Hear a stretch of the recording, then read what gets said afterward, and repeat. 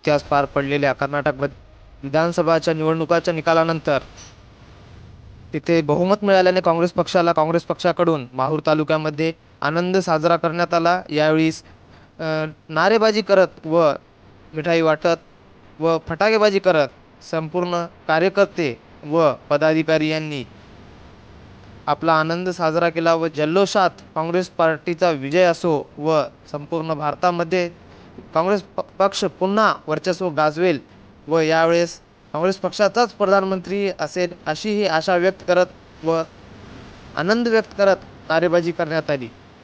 याच प्रसंगी युवराज्य न्यूज लाईव्हशी बोलताना माहूर तालुक्याचे काँग्रेस पक्षाचे सर्व कार्यकर्ते यांच्यामधून अशी आशा व्यक्त होत आहे की ही एक सुरुवात आहे आणि लवकरच संपूर्ण भारतामध्ये पुन्हा एकदा काँग्रेस पार्टीचे वर्चस्व राहील।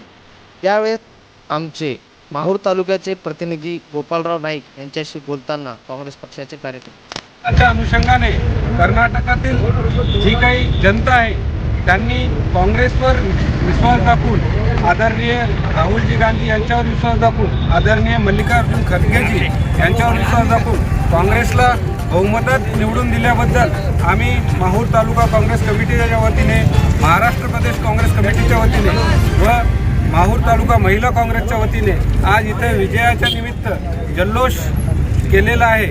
आणि जे काही कर्नाटकमधील जे काही आमदार असतील निवडून आलेले त्यांना मी या प्रसंगी शुभेच्छा देतो आणि त्यांच्या भावी वाटचालीस हार्दिक शुभेच्छा देऊन थांबतो। जय हिंद, जय महाराष्ट्र।